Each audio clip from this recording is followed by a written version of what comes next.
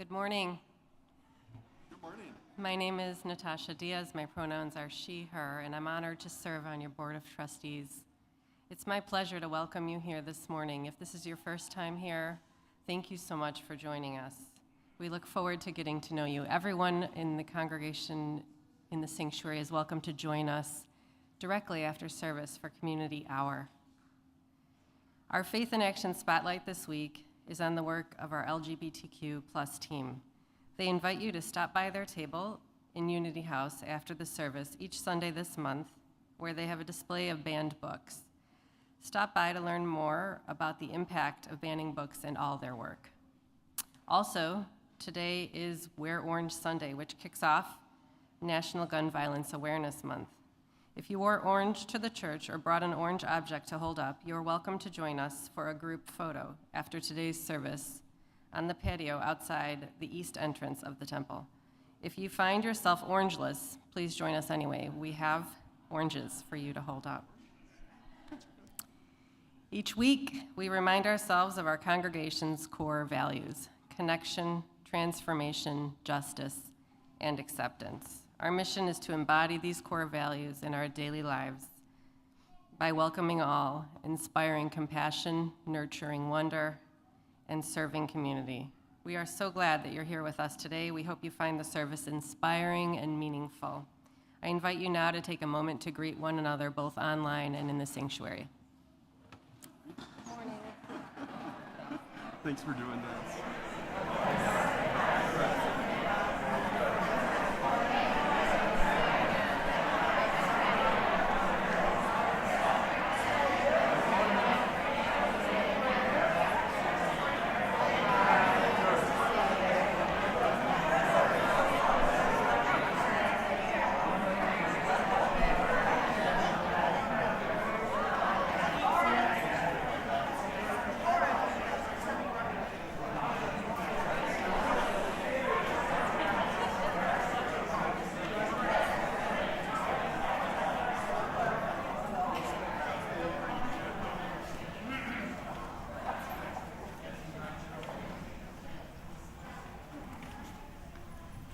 We have two chalice lighters today. They are Simon, who's 11 years old, and Gwen, who's 9. Both shared with me that they were comfortable sharing that they are non-binary. Also, Gwen shared that her free time is often taken up with Sudoku. I never know how to say that. I don't do it. Anyway, thank you so much. Let's join in the chalice lighting words. We are Unitarian Universalists. This is the church of the open minds, the loving hearts, and helping hands. We take care of the planet Earth and each other.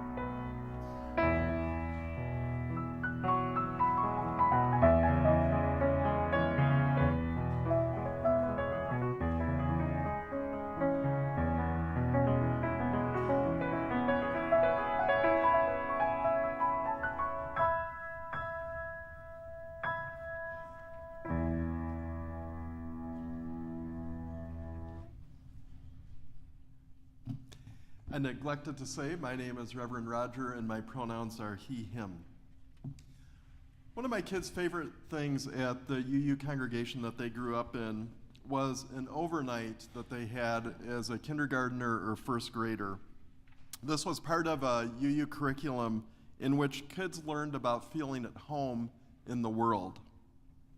So the main activity of that overnight is that each kid built a house out of a box.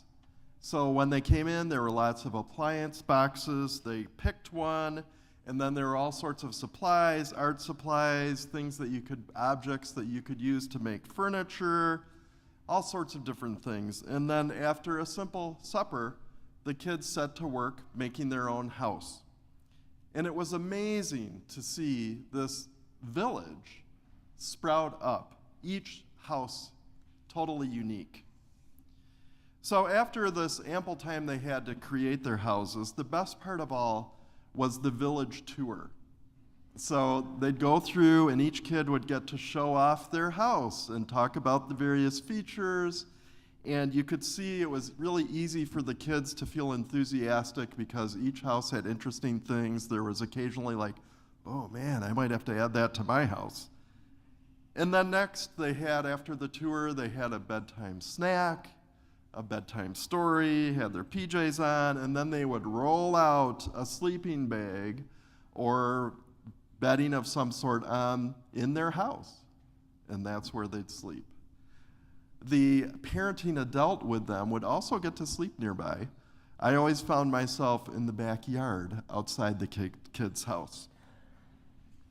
Then when morning came, some houses stirred early, some stayed a little sleepy for a while, and eventually there was the smell of breakfast in the air, and people got up, had breakfast, did the cleanup, loaded boxes in the car often, and went home. The impact of this was evident when, more than once, high school seniors around the time of their bridging ceremony asked to do the project again, so they had an overnight. So the village, picturing the village that the kids created, is for me a symbol of what we do in Unitarian Universalist congregations. Like those kids, we build something. What we build is a house of our beliefs. And what each of us believes is different. So each of our belief houses look a little different. And then we share these houses with each other. And in the sharing, we grow. We create together a beautiful village. Whoever you are, whatever you believe, wherever you are in the world, you are welcome here. Come, let us worship together. Our opening song today, I love these lyrics written by Mark DeWolf, a wonderful minister who died in 1988, relatively early in the AIDS-HIV epidemic. This piece is one of his many lasting legacies. It's in the larger gray hymnal. I invite you to rise in body or in spirit and join in singing. 295.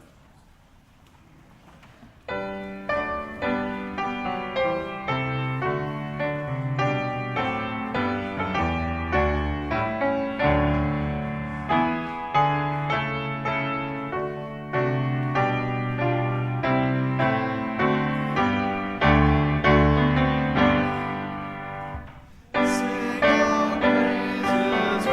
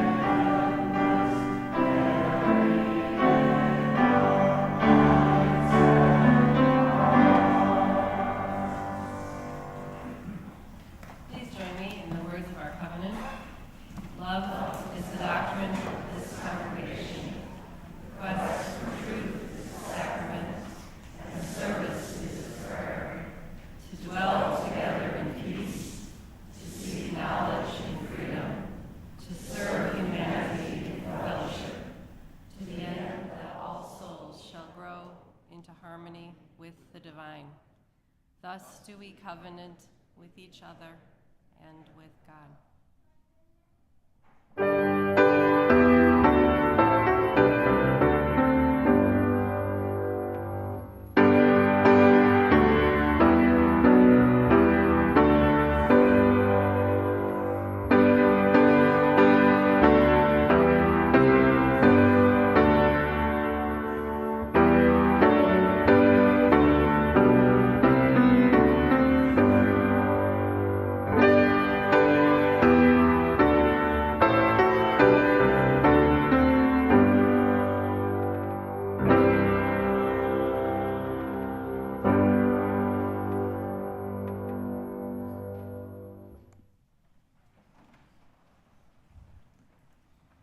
My name is Jay Cohen. I'm a member of our spiritual care team.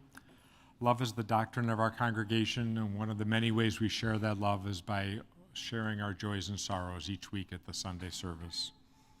Those attending in person can write a joy or sorrow in the binder outside the sanctuary before the service, or you can always email us at spiritualcare@unitytemple.org. Please know that the spiritual care team is always here to listen and to sit with any of us in times of joy and sorrow. Here are the items that were shared this week. The Faith in Action team is sharing a joy that so many people showed up in orange shirts today. For those of you who didn't read the memo, like me, if you didn't read your email, it's End Gun Violence Awareness Month. So there'll be a picture taken outside the sanctuary, outside on the patio after the service for those who are interested. We have a joy. Lisa Brown Aiken is sharing that her friend Cheryl's daughter is no longer in a coma. She's now able to speak a bit, and she'll begin rehabilitation soon. So we're holding that whole family and Lisa in our hearts. John Tandrich shared a joy that his daughter, Jamie Blair Walker, now known as Jamie Riley, is moving from Idaho to North Carolina next month. So celebration to that family. And we're also holding in our heart Roz Lutz. Roz had spinal surgery on Friday, and she's still in the hospital. The surgery went well. They're trying to manage the pain and some other medical complications. Roz welcomes any emails or text messages, and mostly we're just holding you in our heart and sending you healing energy, Roz. We love you. We know that many of us are holding joys and sorrows in our hearts. Each week in our service, we offer a time where people can come and drop the stones into the bowl of water to honor one of their joys or sorrows. We will do this in silence, and then at the end, there'll be a prayer. Let us begin.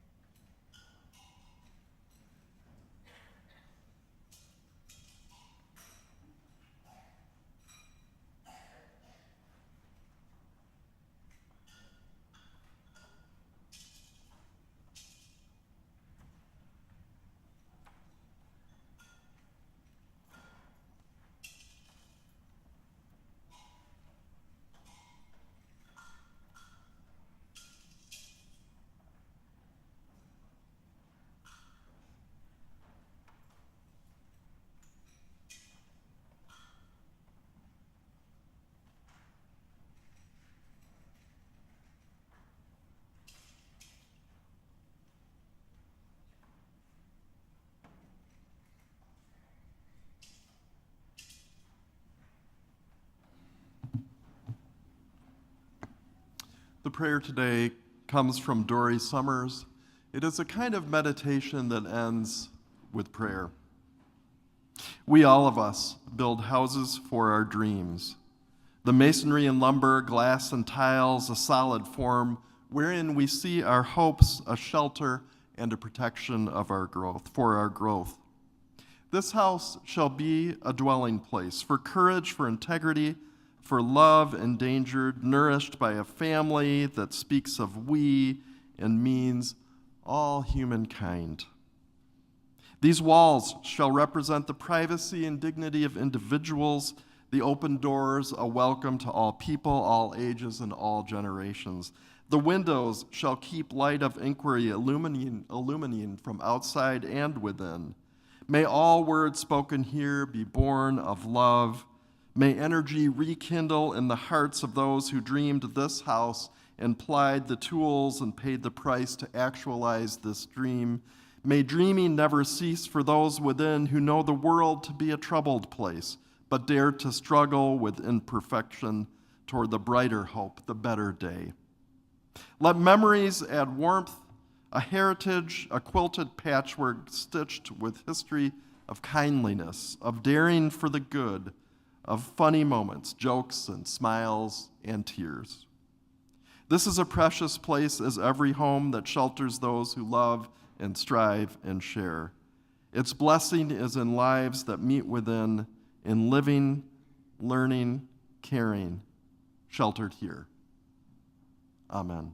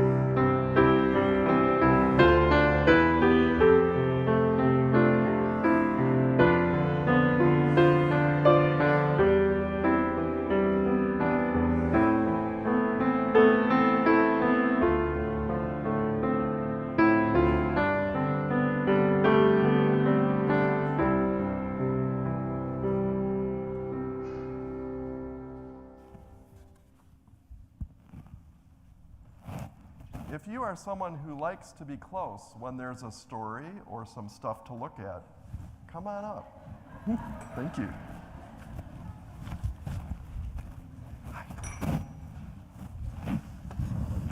All right. Hi. I think there's more coming. Well, wait a sec.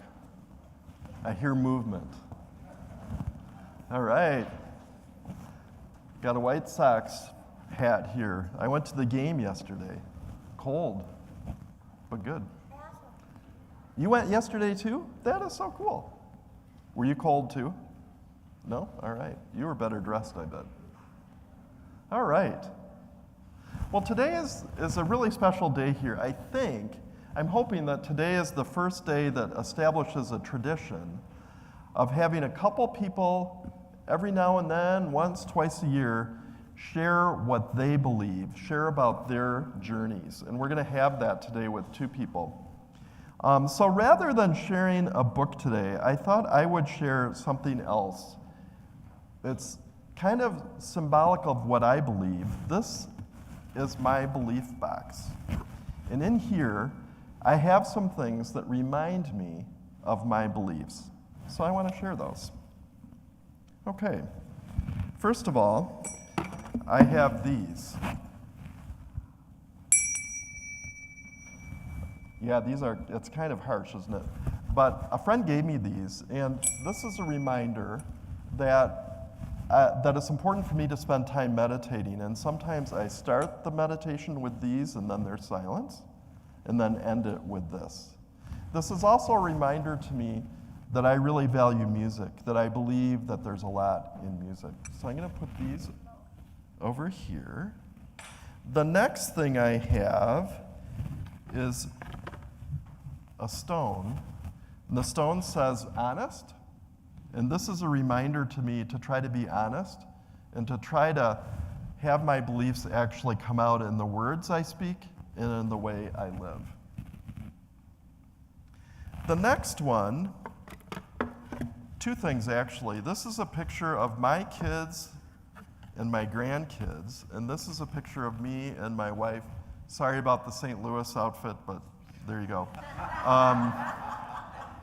And this reminds me that family is really important to me and that love's important, and one of the primary ways I experience love is in family.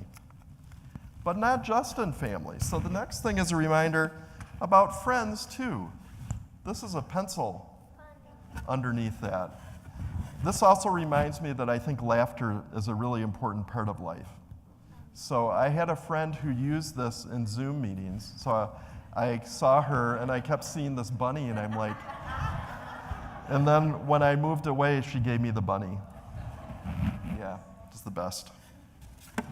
I have something else here. I want to see if any of you know what this is. Anyone know what that is? Cicada. It's a cicada. Yes. I don't think it's alive, but no, I did not kill it.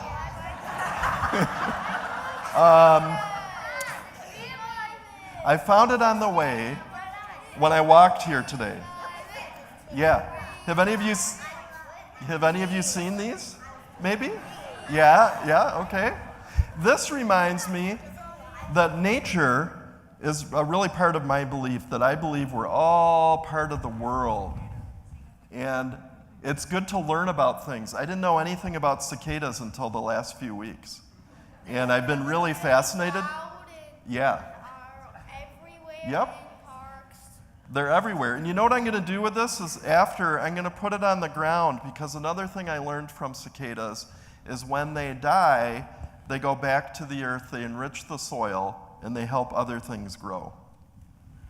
Yeah? Is it alive? I don't think it's alive, but I have I have a few doubts, really. Could you give it to me? I'm going to leave it in there. 2 comments, and then we're going to move on. I love cicadas, and I hope you're wrong about it being dead. I actually think I am wrong about it as I look at it. Okay, how about you? I use all the dead cicadas that I find and their shells to put in my garden. Yeah, exactly. That's what I'm going to do, probably in somebody else's garden, because I don't have one. Okay, next thing is nail polish. This reminds me to be myself and to let everybody be who they are.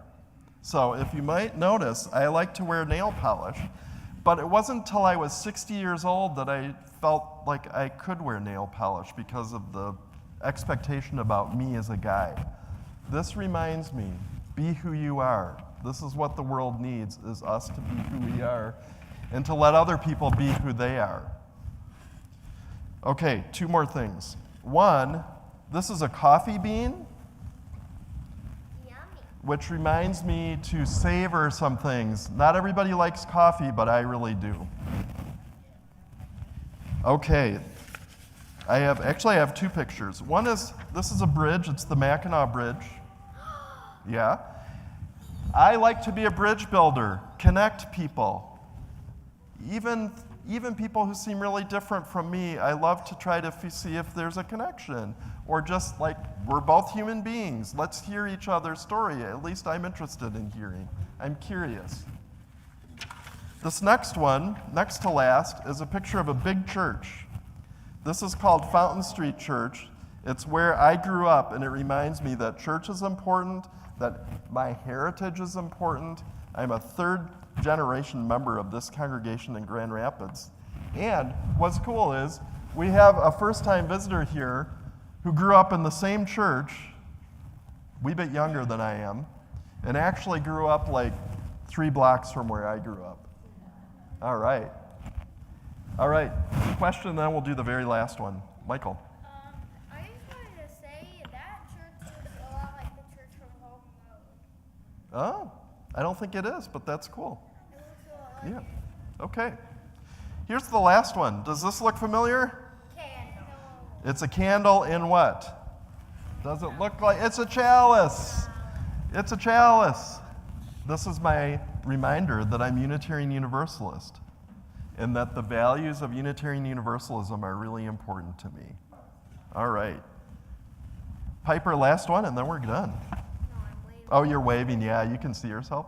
So, let's have everybody stand up and wave if you want, and then we'll do our leaving. You can go to your activities. All right. Hi.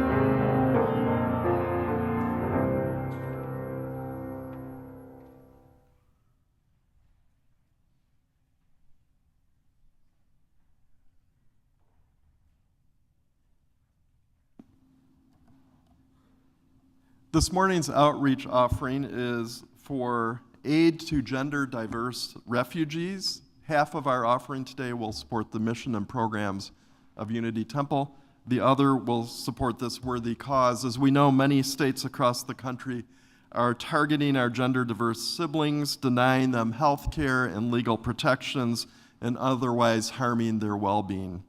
Unity Temple is responding to this crisis by directly helping individuals relocate. So today's offering will go to that effort. Worthy of celebration is that in January, we provided over $2,000 from a collection like this for housing for a person who was relocating due to this oppression. As always, your generosity makes a difference. May we be transformed by our giving, and may the world be transformed by our gifts.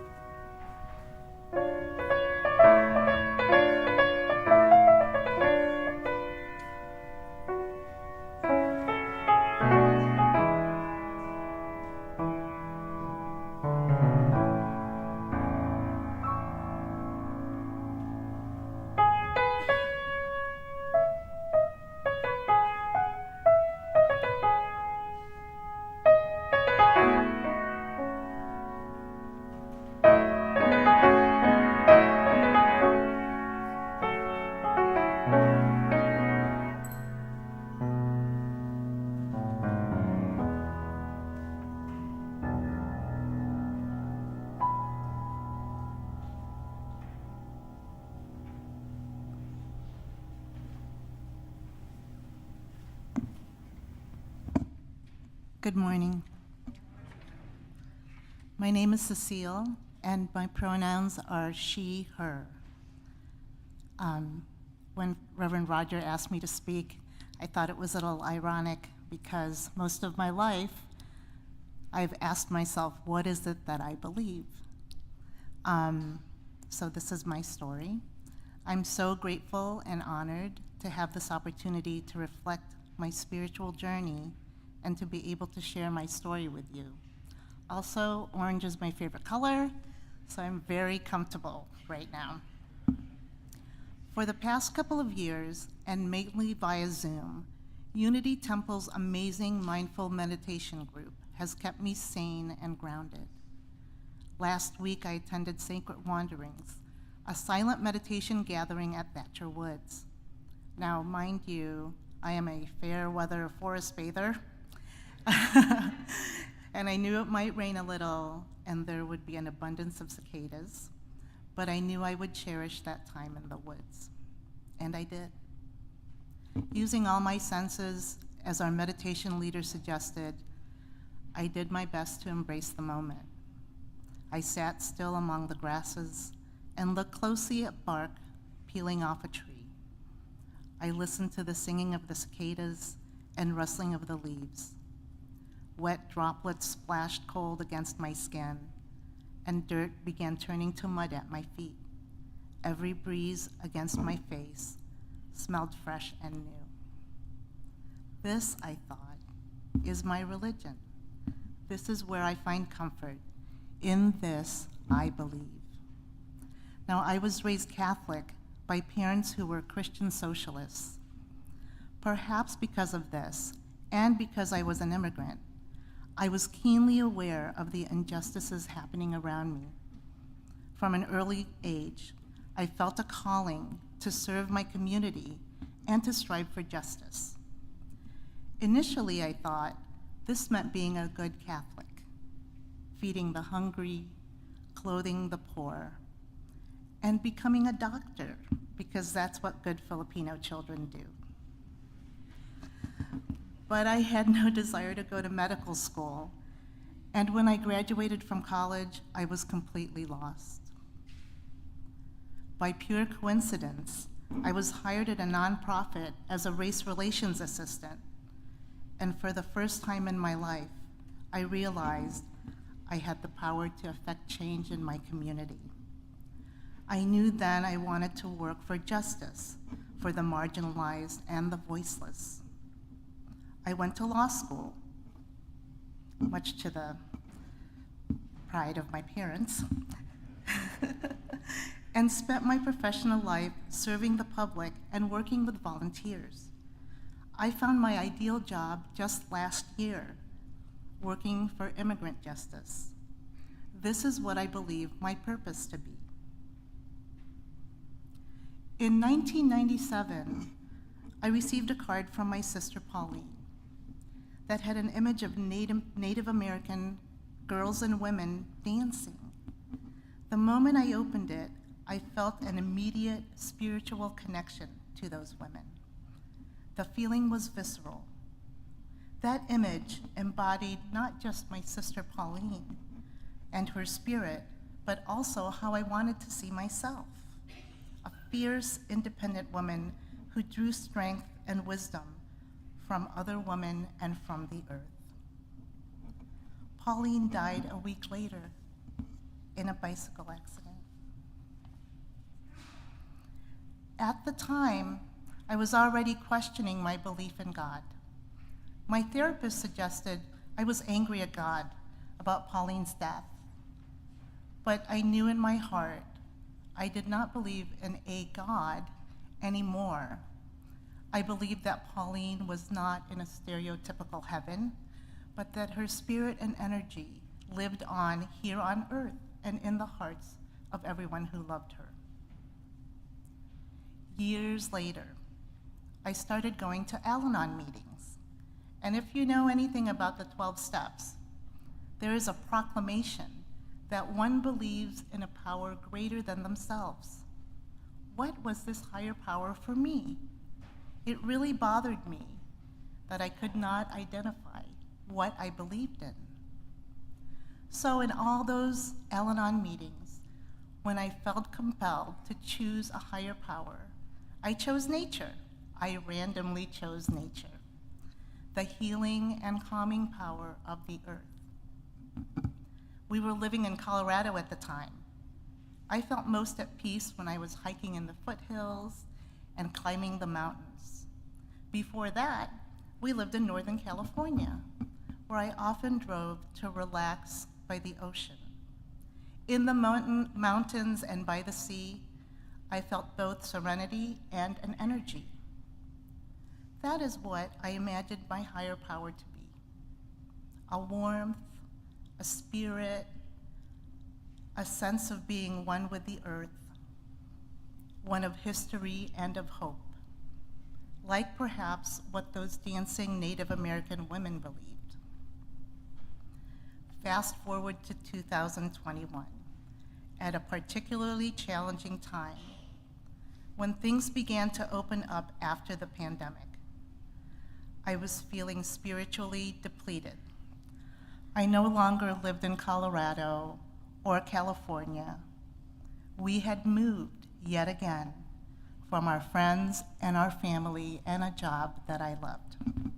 Chicago was my new home. I wasn't working. I didn't have many friends. Isolation during the pandemic left me lonely and sad and alone. It was not the first time I had to start over. It wasn't even my second or my third or my fourth. But the darkness felt exponentially heavier. My depression and my anxiety overwhelmed me, and I was emotionally exhausted. To cope, I started volunteering at a legal aid office. A fellow volunteer suggested I join a church, any church, even if just for socialization. And I was desperate. That seemingly innocuous suggestion resonated with me. I had heard of UU and decided to do a little research. Did I mention that I was obsessed with Frank Lloyd Wright at the time? Because I was.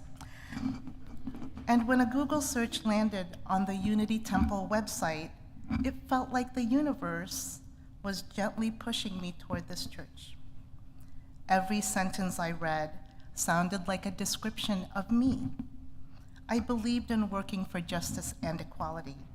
I believed that everyone should be welcomed and accepted for who they are. I believed in taking care of my community and of our planet.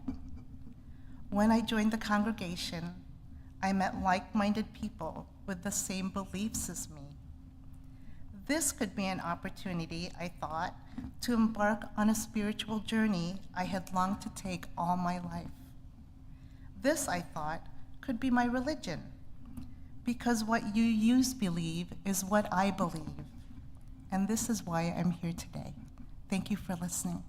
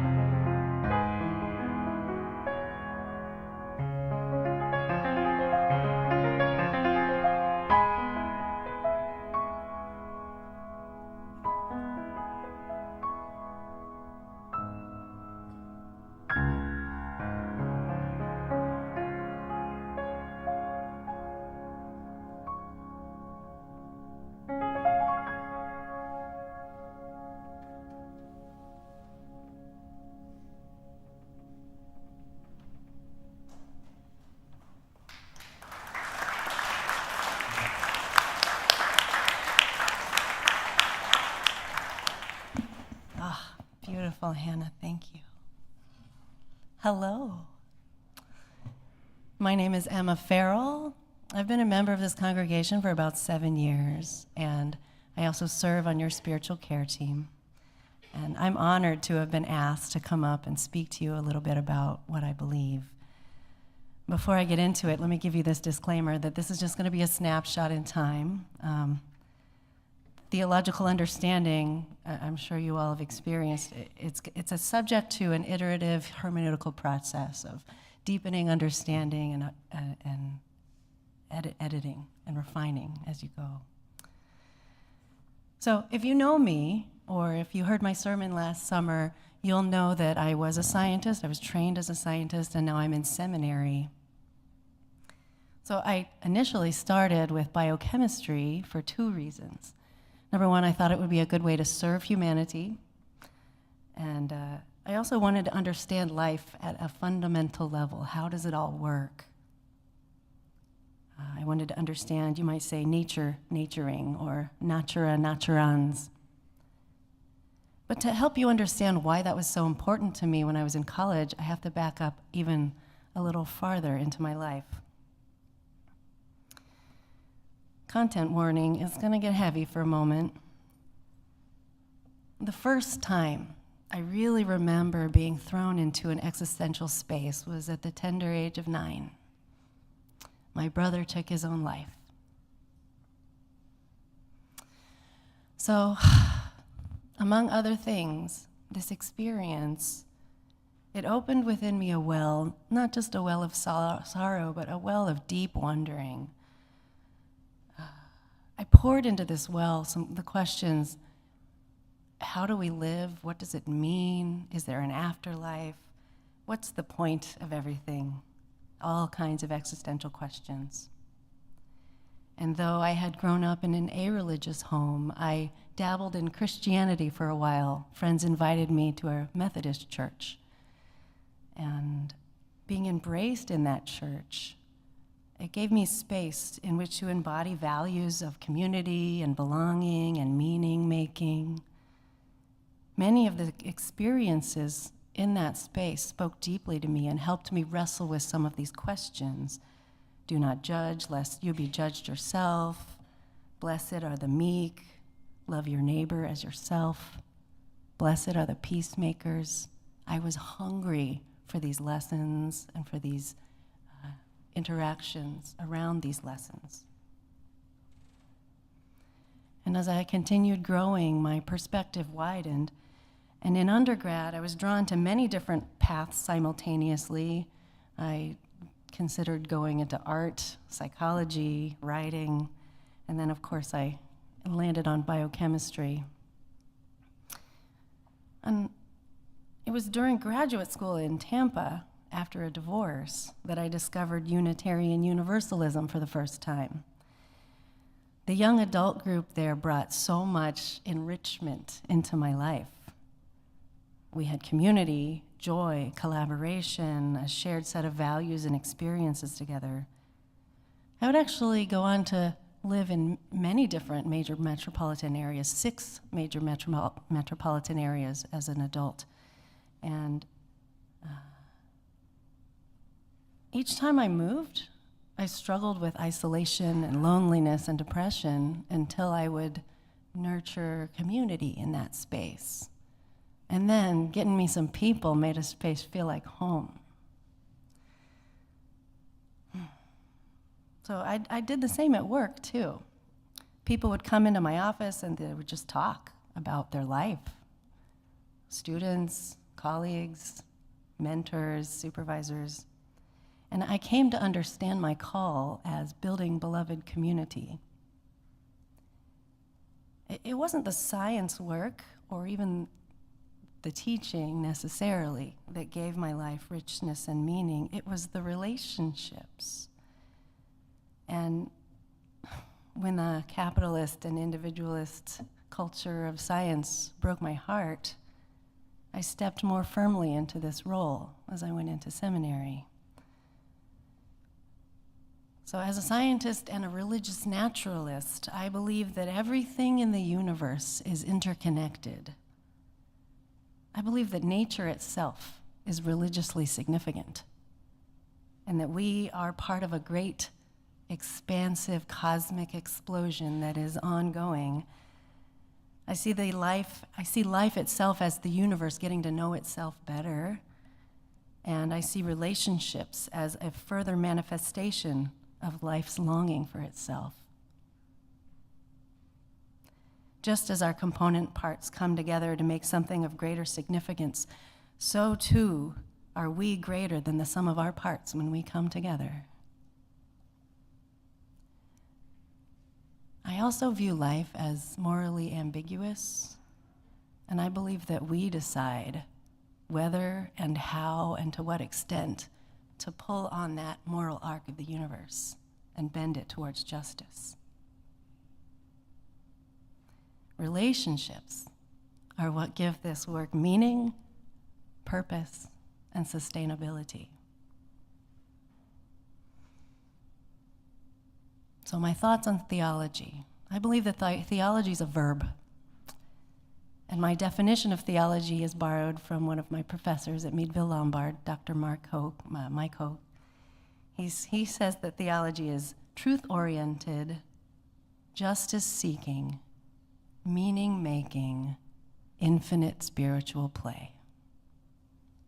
Truth-oriented, justice-seeking, meaning-making, infinite spiritual play. There's so much more to the universe than we can measure with our senses or with our highly tuned instruments. And we need to leave room for the mystery, for untestable hypotheses that wouldn't pass peer review, for somatic, ineffable knowing, things that are transient that we can't put our fingers on, but somehow we know. And I believe that the soft animal of our body, if we listen to it, can teach us how to live, can teach us what is life-giving and what we need. I believe that none of us has access to the wholeness of capital T, truth. But all of us together, collectively, can represent and describe a more significant part of it.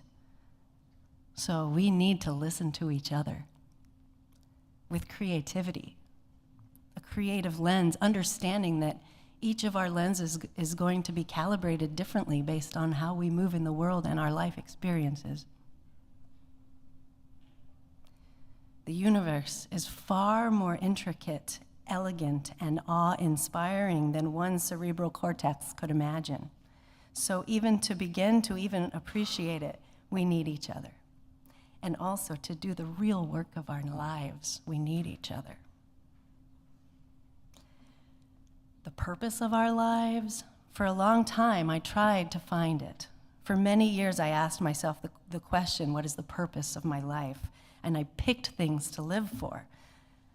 I lived for research, for learning, for parenting, for self-growth, for working for justice in the world, all kinds of things. But I come to understand that the purpose of our life is to live it. That's it. To be as awake to our own and each other's experiences as we possibly can. To accept and love the truth of things as deeply as we are able to meet it. And this is another iterative process of acceptance and growth, of surrender and healing, over and over again. And because we are interdependent and everything is connected to everything else, and especially because we're far greater than the sum of our parts, who we are matters. What we do matters, and how we move in the world matters. How do you want to move in the world?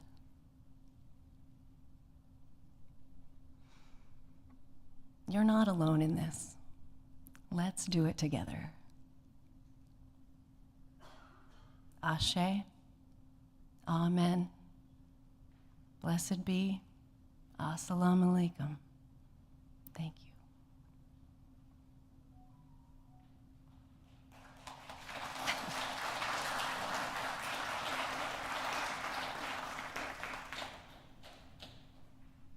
Now please join me in singing the closing hymn. It is in the Teal hymnal, number 1020, Wo-Ya-Ya.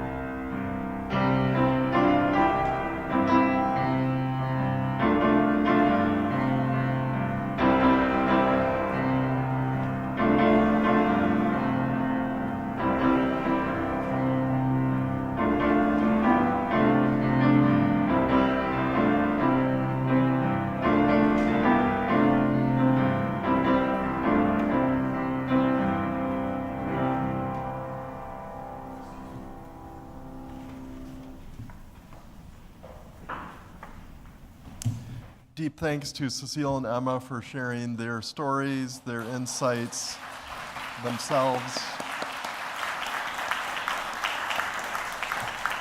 So much gratitude to both of you for saying yes. Inspired by the gifts of story and questions and insights from Cecile and Emma, may each of us recommit ourselves to the task of reflecting on our own journeys, our own beliefs, and may this continue to be a place where we share with one another, and as we do, grow our souls together. I invite you to join in the chalice extinguishing words.